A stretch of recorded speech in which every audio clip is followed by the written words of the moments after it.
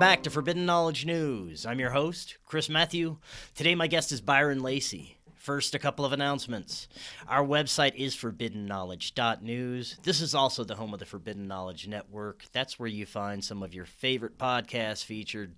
Forbidden Knowledge News is always available on Rokfin, Odyssey, Rumble, all podcast platforms. Our social media is Facebook, Instagram, and Twitter. Rokfin is where you get our premium content. You also get all the premium content from every creator on Rokfin just by going to rokfin.com/FKN+. That's ROKFIN.com/FKN+. Or click the link in the description. All our links are right there in the description. Today I want to welcome Byron Lacy. He is a lifelong experiencer and abductee. He has worked as a janitor, English and art high school teacher, an artist, and an investigator for Child Protective Services. He has exhibited his art in different galleries and museums in the United States, written and self-published 3 books, and produced and self-published 11 music CDs. Byron, welcome. How you doing? I'm doing very good. How are you? I'm excellent. Thank you so much for joining us. This is going to be great. Some of my favorite interviews are with lifelong experiencers of this phenomenon. To me, it's the best way that we can really get an understanding of what's behind these experiences, why they're occurring, and what these beings are, and why they take it upon themselves to tinker with humans. We've got a lot to get into. You've had plenty of experiences, but this is your first time on. Let's start at the beginning. How did this all start for you? Well, it started in 1956. I originally thought it started in 55 until I read some papers about what happened to my father and why we moved to Seagoville, and I discovered it was 56. So there's an error in that date in my book, but that's the only one that I know of. Mm-hmm. Anyway, I was 6 years old, and Mom would take me to bed every night, tuck me in, and then say good night. And she would traditionally ask me if I wanted the hall light left on or off, and I would always ask to have it left on. So she took me into bed one night and put me in bed and tucked me in, and then she kissed my forehead and said good night, and I watched her leave. And as she walked through the door, I turned back around and faced the foot of the bed. And there were 3 little men standing, or 3 little beings. I thought they looked like men with huge heads, standing at the foot of the bed on the left side. And this shocked me because I didn't know men would be that short, and I didn't know how they would get in my room. So I yelled for Mom, and she came in, and I was looking at the door, and she came in, and I told her what had happened. But when I turned around, they were gone. Well, she tucked me in and said not to worry about it, just go to sleep. And she'd see me in the morning, and she kissed my forehead and left. The next night, the exact same thing happened. They didn't come back either time. The next night, the exact same thing happened. And then the third night, she came in and they were gone, and she said, son, you're just going to have to learn how to no. She said, son, don't call me in here anymore when this happens. You're just going to have to learn to deal with this yourself, because they're never going to be here when I get back. Then she kissed my forehead, tucked me in, and turned around and left. Well, I turned back around and they were back. Now, would you describe these as your typical, small gray beings? Pretty much, except one of them, his face would change. And it was like he would suddenly look sort of like a embroidered Raggedy Andy doll, but not with the hair. Then he would change back, and it was like he was trying to put on a disguise mentally, but couldn't do it. Ah, right. And the others didn't even attempt it. Well, there was also another being in the corner of the room up near my head, but away from me. And he was almost as tall as the ceiling. And he had a pirate hat on, and he had a pirate eye and a pirate's coat. And he looked like Captain Hook from Peter Pan. Yeah. Now, he didn't say anything, but suddenly I couldn't move, and the bed started rotating in the middle of the room, and the room was growing bigger. And he was sort of dancing around in a weird manner. I call it dancing around, but I think it was just him walking, because as time has gone on, I discovered that that was probably a mantis creature, but he was projecting a disguise. Right. And they knew I liked Peter Pan. Well, because I couldn't move, suddenly I was beginning to panic a little bit. And I thought I was going to really panic when all of a sudden they were gone. The bed had stopped and it was back where it had been before. And the room was the regular size. So I covered up my head and went back to sleep. First, I had this little conversation about myself, wondering if this had been a dream, but I knew it hadn't because I was still awake and it was always hard for me to go to sleep anyway. So I covered up my head because I figured if they came back again, I didn't want to see them. And after that, right after my mother would leave the room, I would always cover up my head with a blanket or a pillow and go to sleep. So I didn't know about them again until 2009.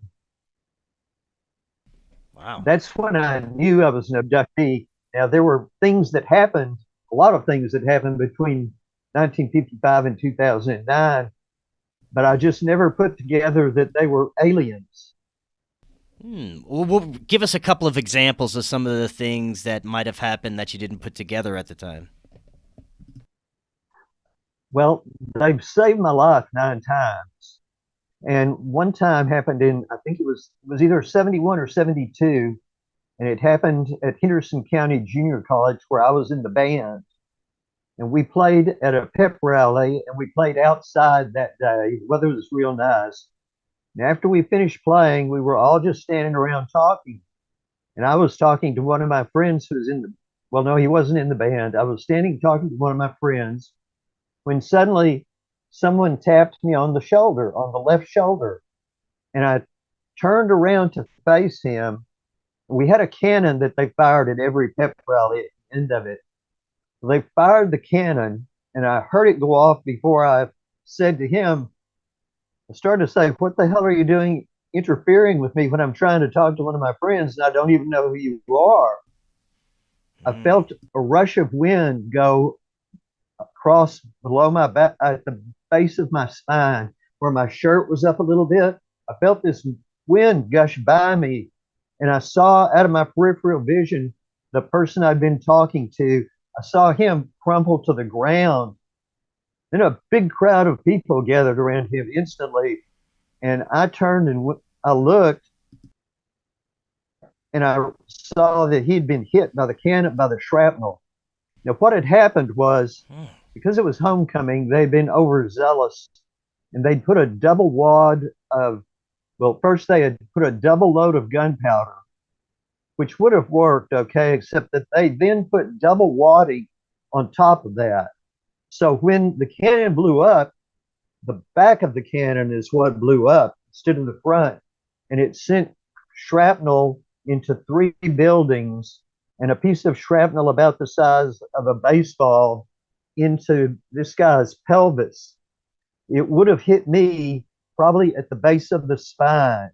Oh, wow. Well, I turned around to tell this guy he'd probably saved my life, but he wasn't there. Now, Henderson County Junior College was a very small college, and even if you didn't know someone, you would usually have seen them before. I had never seen him before, and I never saw him again. Wow. So a lot of people that I told this story to said he was probably my guardian angel or an angel or someone sent by God. Right. And I didn't think about him being an alien, which he probably was in disguise. And I had seen one before in 1963 or 61. I think it was 63. A person in disguise. Of course, I didn't know they were in disguise. Would you like me to tell you about that? Yes, please. This was the first time I saw a spaceship, a UFO. and I didn't know what it was. But I was in music class, and our regular music teacher was sick. And this woman, who I sort of thought of as a girl, she was probably about 20, 21, was substituting for him. She was very pretty. I was taken with her by the way she looked, even though it was 61, I was only 11. And she said, well, it's so pretty today, because it was the end of winter and it was beginning of spring. She said, we're going to go outside and do some calisthenics. Well, we weren't real happy about that. Because being a music class, we preferred sitting in chairs. Right. So we went outside, and she stood under this big oak tree in the shade. We were out in the sun on the gravel of the driveway that went beside the school. So she had us line up and put our arms out beside each other where our hands touched, and then move away just a little more where we wouldn't hit each other. And she had us do side straddle hops. And she started counting and had us start. All of a sudden, we all stopped at the same time. We were just staring up above the tree that she was standing under. And there was a ship. And I put together models of cars and warships and things like that. And it looked like a George Washington class nuclear submarine turned upside down with the conning tower removed, and then sort of like the battle deck of the battleship USS Missouri, except it didn't have any guns. It was all rooms hanging onto the underside of this ship. And it was there, and we watched it. And then she said, okay, that was nothing. Now, she hadn't even looked up. She said, that was nothing. Let's get back to work. So we all did what we were told to do and did a few more side straddle hops, and the bell rang. Now, this would have been an hour-long class, and we were there about 20 or 30 minutes. Not very long, maybe not even that long. Yeah. Just long enough to get lined up and do a few side straddle hops. So we all went back inside and completed the class. Now, I never talked to anybody about this except my mother. That evening when I got home, I asked her if there'd been anything about UFOs on the news. So I obviously knew about UFOs. Mm-hmm. And she said no. So I figured, well, okay, it wasn't anything. And she didn't act like anything had happened. Nobody in the class ever talked to me about it again. But 2 or 3 years ago on Facebook, I became friends with one of my old classroom friends, and I posted about this event. And she said she remembered it, but she hadn't been at school. She had been sick for pneumonia, but when she got back to school, several of the kids told her about it. Mm. Now, nobody actually said it was a UFO or knew it was a UFO. So anyway, that was the first time I saw one. Right. Now, let's move forward to 2009. How did you put these pieces together that you were actually being taken? I had a friend who was he researched all kinds of things, including UFOs. And he showed me some films of them, but I usually fell asleep, which is odd because I just have a hard time falling asleep. And I had told him everything that had happened to me up until that time. Not all at the same time, but I had piecemealed it out to him, and he'd actually remembered it. Well, we would walk by the creek for exercise in town. He lived in town. And then I would go home or go eat and then go home. So that particular night that this happened, I went to the restaurant and ate dinner. Then I was driving home, and I was on North Street, biggest street in town, and there are stoplights right in front of Walmart. So I stopped at the stoplight because it turned red, and I was looking at the light, waiting for it to turn green so I could go. I was sort of in a hurry when all of a sudden a disc about the size of a dinner plate, but it looked like it was made of swirling water, appeared at the end of the stoplight, and then it expanded to 3 or 4 feet height and width. I was a little bit shocked. I closed my eyes and opened them, and it was still there. I moved my head, and it stayed exactly where it was. I was trying to figure out if this was in my head or not. I looked at the cars around me and nobody seemed to notice it. The light turned green and the water or whatever it was, I think now that it was plasma, it was like the time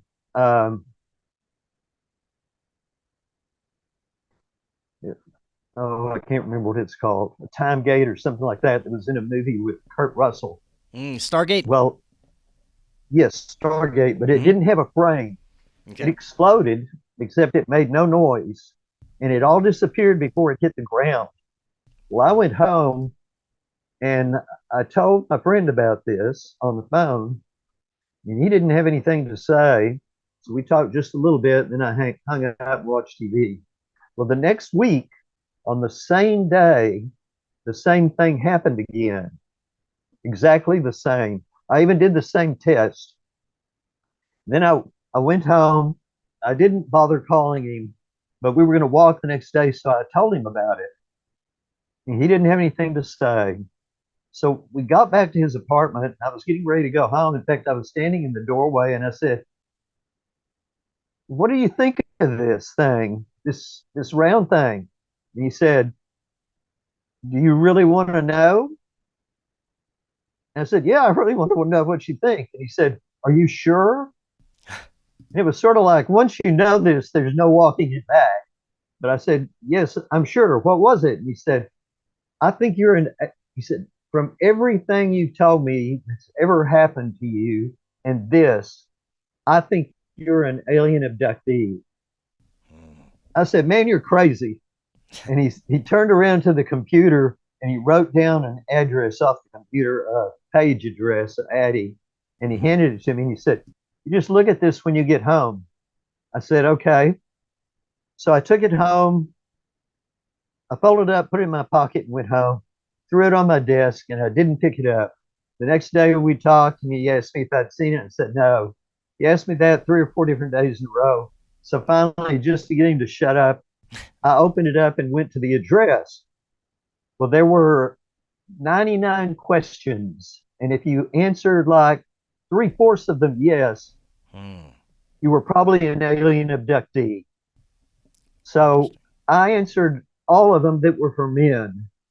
The ones that were for women, which were only 5 or 6 more, I, of course, did not answer. They were no. And then I got this website about PTSD caught my eye, and I looked that up too. And I realized I'd had PTSD almost all of my life, but not bad enough to disable me, except maybe a few times. And so the next time, oh, and then there was another link to another set of questions, and I answered all of them yes, except maybe 1 or 2 that were different, but they just didn't apply. So the next day I went back and we talked, and he showed me some more stuff, a few more things. Now, after this happened, I got really confused. I thought maybe I was crazy, except obviously I probably wasn't, because there was too much on the computer about that. And I was going to play a gig at the Country Kitchen and sing some songs, but all of that week I walked back and forth under this electric line, and I was determined to do it until I got some kind of response, because I thought, okay, if I've got implants, because he told me about them, they hear what I say. So I'm going to ask them this question over and over again until they decide to answer it, so they quit listening to me. I was going to bug them. So I started asking them, I want to know what you're doing to me. I want to know if I'm an abductee. I want to know if I'm crazy. And I said a few other things, but that's the second day I boiled it down to, I want to know if I'm an abductee, and I want to know if you're taking me. Well, I did that, and I said, and I'm going to ask you for the rest of my life. With the end of the week, I went and played this gig, and it messed up. I messed up totally. I made up half the words to the songs because they just were gone out of my mind. I hadn't played in front of anyone for years. And there was a guy there that he came up when I took a break and he said, "Give me your guitar." He said, "Get your words, you sing, and I'll play the guitar." So he did, and we became good friends. And he taught me how to play the bass, and I played with him at several different places. Well, anyway, at the end of the night, I played my last song. Was sort of a country song, but not really. And it was "Hey, Mr. Spaceman" by the Byrds. And I had already picked this out before I knew I was going to find out I was an abductee. Well, I got home and I couldn't go to sleep. I tried, but it was already midnight and I just couldn't go to sleep. So I put on my headphones and a CD that you meditate to, because I thought maybe this would relax me enough to do that. Well, I put it on, and then I listened to it for a little bit, and then it was gone. And I was in this hammock, but it was hung from side to side instead of end to end. And it had some blankets in it, old blankets. One of them was I had a pattern on it like a child's blanket, like ducks or cows or something. I don't remember what. And some of them were pretty worn. Well, I put my hands up at the opening and I pulled myself out, and I noticed I didn't have any clothes on, which is the way I'd gone to bed, and everything was sort of blurry. While I was looking around, I started to wipe my eyes or take my glasses off and clean them, and I didn't have my glasses on, and I had not worn those in the bed either. Then I heard a noise come through this open door. Then there was a fade to black, just like in a movie. And I was laying on a table, and fade back in. And I was laying on this metal table. And there were three little guys like I had seen in 1956 standing at the foot of my bed. And there was this creature that looked like a praying mantis wearing a decorative robe. And he was about 7 feet tall. And he was standing at the back. And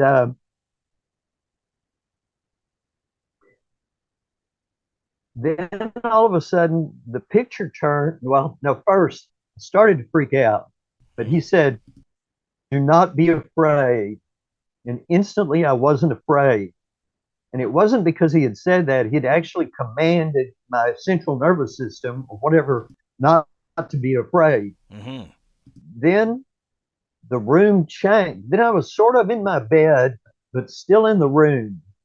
I don't know how to explain that any better, but my friend who investigated this case, Daryl Sims, he told me they can make you see from two different places at the same time. They can like totally control our perceptions. Yes. So then the picture, which was now a sort of a hologram floating in the wall, even though I was in it, it shrank in to where I could only see myself from my neck down to my knees, which were now up on the table. And the table turned into the whole picture turned into like a black and white movie or TV show. Wow. And then it turned X-ray. Now the aliens, the little guys, were no longer in the picture, which is a shame because I would have been able to see into them. But I could see my skeleton, could see everything. And then I saw this thing fish up into me about a foot to a foot and a half up my rectum. They had done the anal probe. Huh.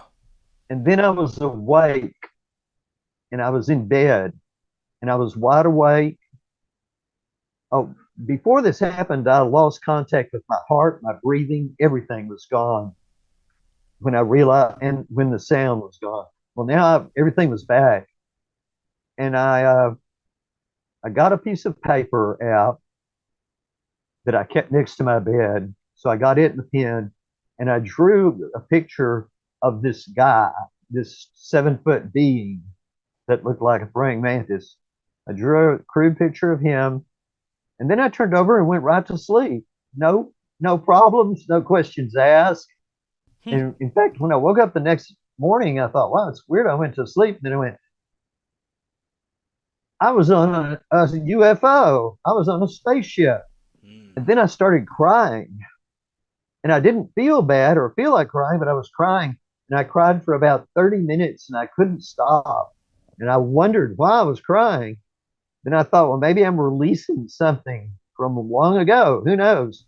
Yeah. And that evening, I folded up my picture and I put it in my pocket. I went to my friend's house. I call him Sam in the book, I think, or Frank. Frank. Uh, and I told him what had happened. And then I said, well, look, I drew this picture, so this is going to show that none of this happened, that it was just a dream. And I handed it to him, and he looked at it, and he flipped around in his chair, and he typed in an address, and he pulled up a picture that a child had drawn of a mantis creature that looked just like what I had drawn. He said, now this is the mantis creature. What you saw, lots of people have seen. So at that point, I knew it wasn't a dream. I knew it had all happened. I knew I was an abductee. Wow, that's incredible. Now, since 2009, have you had many memorable experiences? Yes. Several of them been saving my life. One of them was in front of a crowd in a bar. I was singing a song. I sang 3 songs with this guy, not Jimmy. Jimmy was already, I think he was already dead. Maybe not, but he wasn't with me. But this man was sort of a one-man band. He had some stuff recorded, and he played a keyboard, and sometimes he played a guitar. Well, he would play 3 songs, and I'd sing them, and that gave him a break. So at the end of it, I was going to walk off the stage, and I was going to take the stairs like I usually did. But for some odd reason, I decided to walk off the front of the stage. You know, I turned to the right and I walked up the stage, and the stage was about a foot off of a concrete floor that was covered in wood for dancing, but it still wasn't very soft. Well, I got my next to the last step and I was ready. I was making the last step when I realized that my other foot was caught under 3 speaker cables, big heavy duty speaker cables. And I knew I was getting ready to fall flat on my head. And suddenly I couldn't control my body. This was just like when I was in a car, almost hit by a car in '63. My foot pushed me up in the air, straight up in the air, and my foot dropped, and the speaker cables fell off, and the momentum carried me around where I was facing the stage, and I moved down and sat down. Now it was at a normal speed for falling, but I wasn't falling. I sat down on the floor. My knees didn't buckle. I didn't have to catch my balance. And the whole room was totally silent. And a friend said, don't worry, ladies and gentlemen, that was all rehearsed. Well, I turned around, looked at him, and I said, yeah, like we could rehearse that. And I walked out. And as I was walking out, I thanked them for probably saving my life. Right. Wow. So when I got home the next day, I practiced jumping off of this 1-foot tall box I had for putting stuff on. I jumped off of it. Every time my knees buckled when I'd land, and I'd have to step back with 1 foot to catch myself from falling backwards. So it was more like somebody just setting a salt and pepper shakers down on the table or something than me jumping off the stage. Wow. That's incredible. So you said that it seems like these beings have saved your life multiple times, and they may have been looking out for you in some way. What is your idea of what their interest with you in particular is? I know that you can't really speak for anyone else's experiences, but why do you think that they have been tinkering with you? Well, 2 things. One, for a while they talked to me psychically. It was very brief conversations. And when I'd try to ask a question that I thought I might catch some information on, they would always leave. And what I mean is I would feel their minds gone. They were very smart. Well, one day I said, "Hey, why have y'all saved my life so many times?" Because I thought this was going to give me a really good answer. And he said, "We want you alive." And then he was gone. And I'm going, that's no answer at all. Of course you want me alive. Well, I don't remember the date. It may have been around 2018 or 17, but I was meditating, and I had gotten some readings from a psychic in England who had sent me an MP3 with the reading on it. And this one reading she had done at the first of the year, and this was quite a ways into the year, everything she had told me had happened, except this one thing. Near the end of it, she said, you may think this is funny, but you're one of them. And I went, okay. Of course, I wasn't talking to her, I was listening. So I said, since everything has happened, maybe she knows what she was talking about. And I started meditating upon this, and I started trying to feel this. And I thought about how I've always felt like I was left on my parents' doorstep, like I didn't quite fit in. I've always had an easy time making friends and knowing people, but I just didn't feel like I was supposed to be here. And I got to the point where I felt and knew that she was right, that my soul was an alien soul. And at that point, I lost contact with my breathing, with my heartbeat, with the sound of the headphones. And I felt what felt like two fingers go into the very back of my head at the base of my skull and reach in and grab me, what we would call our soul, and pull me out. And I was in this place that was completely black. There were no phosphines. I wasn't seeing the inside of my eyes. And there was a wall that was like a grid of light, bars of light going both directions, like the grid behind you. And there were three men or three beings, and they seemed to be in thrones. They were all made out of light. They weren't solid. They were all made out of light. And this voice in my head said, and they would probably be about 6 or 7 feet tall. They were large, and they were like stuck on this grid or just floating there.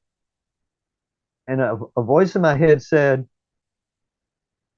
the Council of Three. And then it was gone. And another voice said, and I knew this came from I felt like it came from the center guy, and that he was talking for all of them. And he said, we're very proud of you. We've been waiting for you to discover this.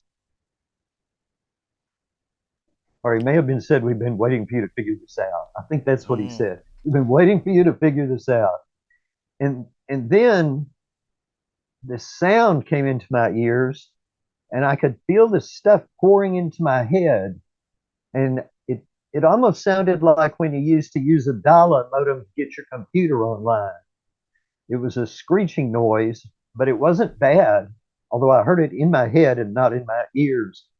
And I caught glimpses of some things, like I did catch that I should get out of debt. That seemed very important. And it was like the saying was, your debt are the chains of your slavery. Then there was a bunch of other stuff that I don't remember, though I think a lot of it has come to me over time, a little at a time. Like I think what I call myself in some ways a soul hybrid. Right. That I had a human body, but that the soul wasn't human. Then it ended, and I was wide awake in bed, and everything was normal.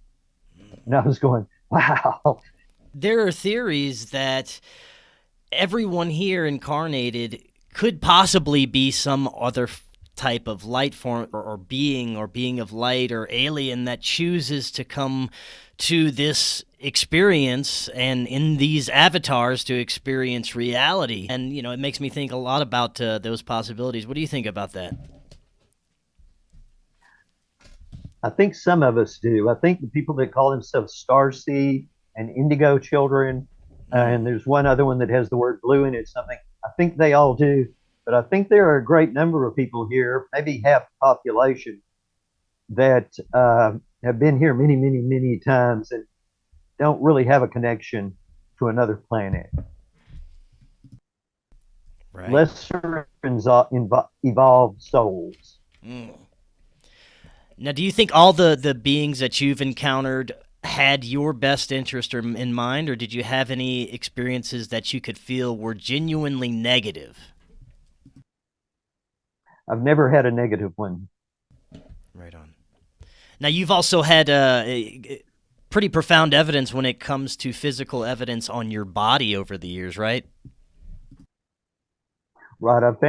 I've woken up finding marks, a lot of times bruises that are about the size of a quarter, maybe a little bigger. And by the way, in meditation, I saw this instrument because everybody thought these were for thumbprints.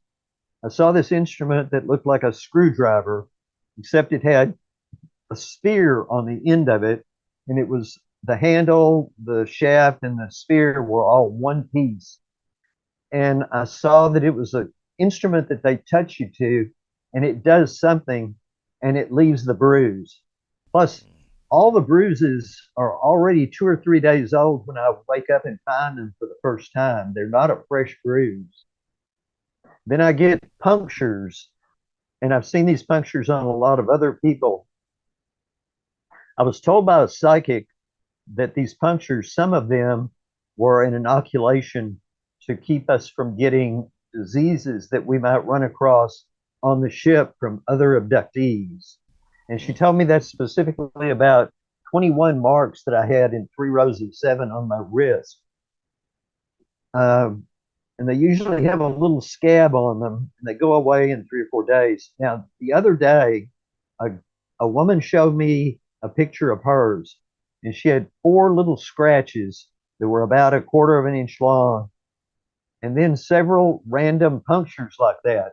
One of those punctures had the remnants of a blue liquid that had stained inside of it, and a part of the skin that had moved up when they pulled the needle out of her. So that showed me that they were putting something into our body. We just usually don't know about it. From many of your experiences, it seems like they were doing some sort of either DNA experimentation or possibly fertility, some sort of hybridization program that you might have been involved with, right? Well, I can't have children because I had cancer when I was 2.5 years old, which is another story. I had a sarcoma, which is the most likely to spread throughout your body very quickly and kill you, especially in 1952. And I had it for a year before a doctor, they took me to a specialist in Austin finally, and he found it. So they took out my prostate gland along with the bottom 1/3 of my bladder, and I can't have children, at least not in a normal way. And but I do think they are probably altering my DNA. Maybe they do. Maybe they have to do something to be able for our souls to stay in our bodies. I'm not sure, but that's what I think personally, and I have no evidence. So it's my own opinion.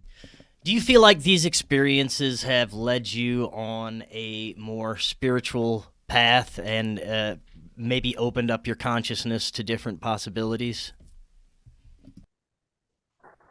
Well, first off, I was already way into spirituality, into meditating, especially when I was 28 or 26. I was in college and I was having a bad problem with nerves. And there was a person there that was from the foundation that brought transcendental meditation here. I can't remember what it's called. and I was going to pay him $25 to learn how to meditate. We didn't have the money to spare, but we were going to do it anyway. So that night, before I went the next day, I sat down in my chair and suddenly I knew what to do. And I uh, managed to blank in my mind, and the phosphenes disappeared. And something in me, I fell through the chair and through the floor of the house and into space. And I saw myself floating, a little 1 inch tall figurine that looked like me, but made out of flesh and bone and stuff, but it didn't move. The next day, my wife found a reference to this, and it's called the Atman. Now, she decided to go look in some Middle Eastern books, and we decided for me to go take the course anyway, so I went for lessons. But I'd been meditating all that time. But this definitely showed me there was more going on in the world than what I thought. Yeah. And do you think that they are connected to us, to our consciousness, and that this may be some sort of spiritual evolution type of phenomenon that's occurring? Yes. I know that most people who are abducted, especially those that know it, well, a lot of them, there's a group of people that get hurt and they think the aliens are bad. It may be the aliens that are dealing with them. Like, there's good and bad people. Hmm. There's bound to be good and bad aliens. Right. And some people get so freaked out that they're taken without their permission. Well, Hmm. and they're afraid that we'll be treated like animals, even though they have no idea how they're treated, because a lot of them don't know anything. They just find the evidence. So a lot of people get afraid just because of their own thoughts. Although I can understand if they hurt me all the time, I would be afraid too. Have you ever had any regressions, or has most of your recall come naturally or through meditation? I've had two hypnotic regressions. After I found out I was abducted, my friend suggested I go to this Whitley Strieber thing in the city where Elvis started out, Memphis, Yeah. or okay, um, I can't remember what it's called right now. But he was doing these gatherings. He had speakers, and there was a psychic medium who was there talking.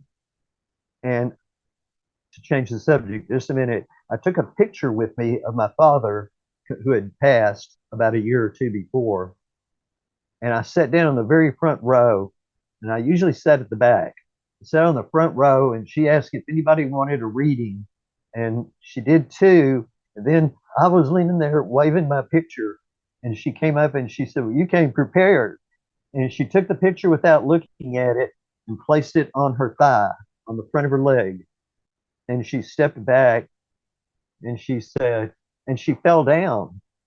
And she said, "Wow." Now, she asked me who it was very first thing, and I said, "My father." She said, your father pushed me down. He wanted you to know that there was something to do with falling down that had to do with his death. I said, "Yes, he fell down and broke his hip. And they operated on him, and he refused to let them give him the anticoagulation shot. And the next day, a blood clot formed and killed him." So she Wow. said, I said, "Did he know about the aliens?" And she goes, "I know everything," which is my father. He thought he knew everything, even though he didn't. Mm. He was a Taurus and he was very much a bull. And I said, and she said, "And he tells me that you're the fourth generation of your family to be abducted." And she said, "That's about all, but I want to talk to you at lunch." I said, "Okay." So at lunch, I went there. This is a very personal thing. It had nothing to do with aliens, but at lunch, I went up to her and she said, "Your father told me to talk to you in private because he thought you would cry." She said, "You think he's not proud of you, and he is." And I started crying and I had to walk away. Mm-hmm. But that was really good for me to hear. It helped Right. me a bit. So anyway, at but there was a hypnotist from Canada who was learning hypnotism. She could already do it, and she wanted to work with abductees. So when the thing was over and we were waiting to go to our airplanes and stuff, we went to her room and she hypnotized me. And I wanted to remember what had happened because I hadn't known about the aliens, but I had had an experience where I had 6 hours. We had played guitars for the kids. Then we went to our cabins at night. It was time to go to bed, and I laid down and I turned over, and the sun was coming up. So it had taken me 7 hours to turn over. Well, I wanted to know what had happened during that time. And in the regression, a ship had landed out in the main pasture in front of all our cabins, about 6 cabins. And the aliens had gotten out and had come and gotten us all from the cabins. And I was awake, but most of the people around me looked like they were in a trance. They weren't aware. And they took us on the ship and did something. Now, I don't know what they did. And I had asked them if they were taking everybody because of me. And they said, "No, you just happened to be here." And then that was it. Well, I did see inside the ship, I saw us walking through a hallway. It was a very large ship. I saw us walking through a hallway. I saw some like glass tubes or something over on the side, three of them. They had water and air bubbling up in them. I don't remember seeing any babies in them. And we walked through where there might have been doors, but there didn't seem to be. And then that's all I remembered. Now, as far as your sightings of UFOs, are there any that stick out in your mind that are recognizable? Maybe any recurring types of ships that you've seen over the years? The second one I saw looked like an egg, and my wife was with me, and this was about 84. And I tried to get her to see it. She couldn't. I even got in the back seat and grabbed her head and aimed it, looked over her head and aimed it at it. So it was just floating perfectly across the trees and there was no wind. She still couldn't see it. Now, Wow. I've also seen three things that look like stars, but the sky was not dark, although it was getting to be night. And they appeared to be about 1,200 feet up in the air instead of in space. And I watched them for a little while, and each time I would reach for my camera if I had it with me, my phone, and they would go shoo, and just they would be gone, totally out of sight in just a matter of 2 or 3 seconds. Yeah, that's pretty incredible. Uh, And and the most dramatic one for me was I was out working on my house, and I thought, well, I thought to bring my phone with me, but I didn't. I was working on my house, and I got down off a ladder, and this voice in my head said, "Look up." And I looked up, and there was this tube floating at about 1,200 feet, the height of the first clouds we see. The sky was a beautiful blue. This tube was white, except for a small area that was silver. And it seemed to have like heat waves or something that looked like heat waves circling around above it over that area.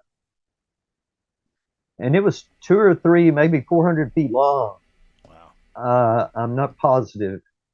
And I said, "Okay, I don't have my camera. I'm going to go get it. I hope y'all are here when I get back." And of course, I ran like hell. And when I got back, they were gone.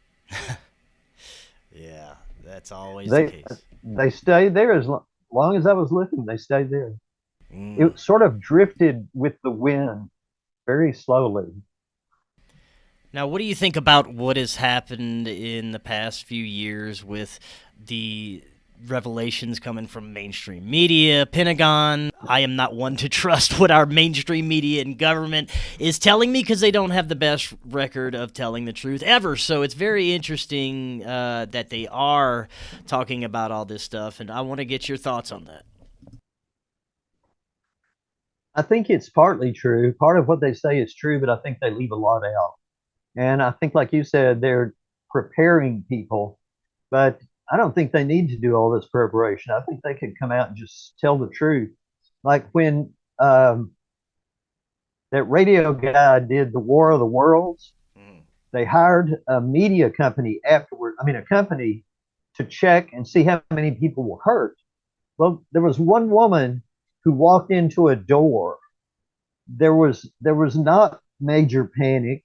People didn't jump off of cliffs or anything else. Mm-hmm. Everybody was okay, and they found out at the end of the show that it was a show.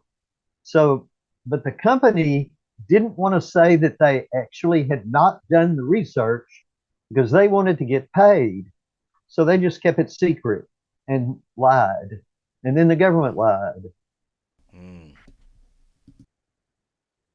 And I think they're partly lying now, but I'm glad they're doing it. I mean, I'm glad they're at least saying that the fighter planes are seeing ships, that Navy ships are seeing UFOs come in and out of the water. I'm glad they're saying all that because it's true. Yeah, if anything, I think it has encouraged people who, like yourself, who have had these profound experiences to come out and talk about them more without fear of being ridiculed. Have you noticed that as well? More people being willing to come out and share their experiences like these?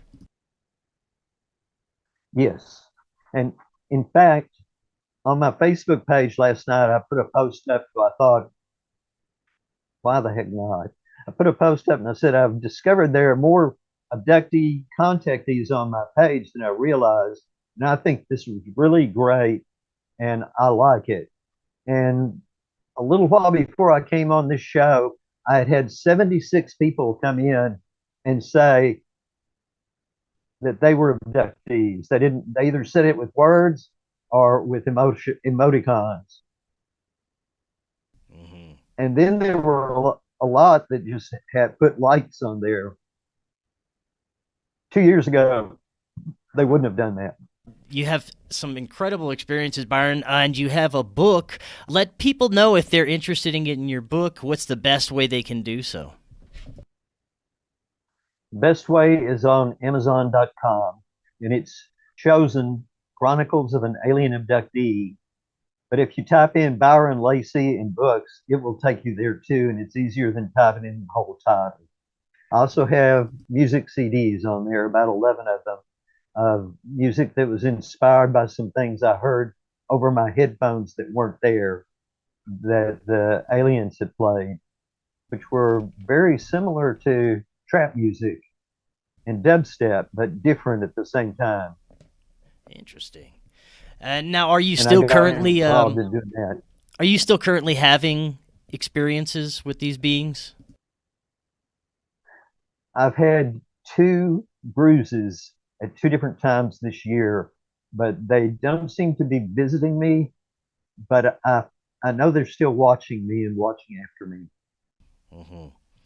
And you The said you last big save, go ahead. the last big save was in 2017, Mm-hmm. and they saved me from crashing into a. I was coming up a hill. I was going 77 miles an hour, 75-mile-an-hour zone next to this big truck. I was trying to get around him, and I pulled into the next lane, and he pulled into the next lane. I pulled into the turn lane, and I saw he was pulling into the turn lane. That's when I sped up to 77. We topped the hill. We were heading down the hill, and I saw a black line floating in the middle of the road. Now it was dark, and there was no moon, but you could see some. I'm going, what the hell is that? And then I went, oh, I won't say what I said. It was a semi flatbed that was stalled across the highway, across the 2 lanes I was in, the turn lane, and the lane that the truck was in. And I saw from his lights that he and I both put our brakes on at the same time. We had 45 feet to stop. Now, I looked it up, and going 77 miles an hour, it takes like 315 feet to stop a pickup truck. I had 45 feet. I rode the brakes. I mean, I stood up on them, and they would come on and off, on and off, on and off, on and off. And I was about 20 feet from it when the truck next to me crashed into it, and part of the front of his truck exploded and went across the road in front of me. Wow. And some boards jumped off of the back of the semi. And I said, and I had slowed down to 60 with 20 feet to go. I know I wasn't going to stop. I said, you guys are actually going to let me die this time? And the car went, "Ooh," and I stopped 5 feet from the truck.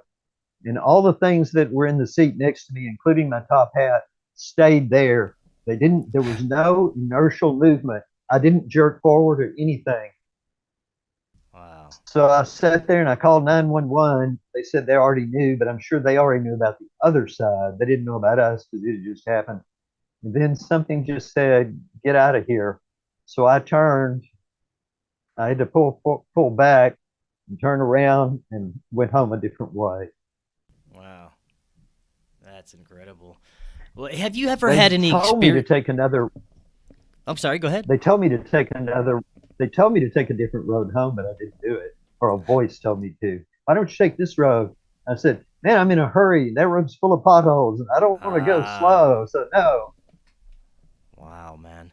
Now, have you ever had any experiences with what might be considered clandestine groups, Men in Black, three-letter agencies that have had interest in some of your experiences? No. Right on. Never have. Well, that's probably a good thing, though. I think I'm protected. Not by people, but by these aliens, by the Council of Three and the ones under them. Because I know other people who have been visited by the Men in Black and stuff. Mm-hmm. And you said that you often meditate. Have you ever made contact with any of these beings just through meditation and psychic communication that way? Yes. I've talked to them. I talked to some that were orbiting the Earth and were getting ready to go to the moon. In fact, that was the conversation where I ended up asking them why they saved my life. I also had a conversation with one in the middle of a bookstore. I was looking at a videotape thinking about renting it. It was about a man buried in a box in the Middle East who wakes up and he's in this box. And I'd seen the cover. I'm claustrophobic, or I still am some. And I thought it was a very attractive cover. And I thought, I'm going to watch this. And this voice in my head said, don't. I said, well, I want to see this movie. It said, don't rent it. And I said, well, I really want to watch it. And it said, you won't be able to. And I said, look, I really appreciate you looking out for me, but I'm going to try it anyway because it's not that much money. Yeah. And if you're right, well, you're right. And I got the movie home. I put it in the machine and I sat down, turned it on. The picture came on. It's totally black. Then he lights a lighter and I went, ah, and I turned it off. They were right. I couldn't watch it. A year later, I was able to watch it. Oh, right on. Byron, this is fantastic. We're going to have to definitely do this again soon. Before you head out, let the audience know. I'm going to have the link for your book in the description. Is there any social media or anything that they can follow you at? I'm on Facebook as Byron Lacy, and it may bring up two pages, but I can't. I think one of them is Electronic Music Parade or something like that. But if they look up Byron Lacy, they can find me on Facebook. Excellent. Well, Byron, thank you so much, and we'll definitely do this again in the future. And until next time, everyone, have an excellent evening, and we will talk again tomorrow. See y'all then.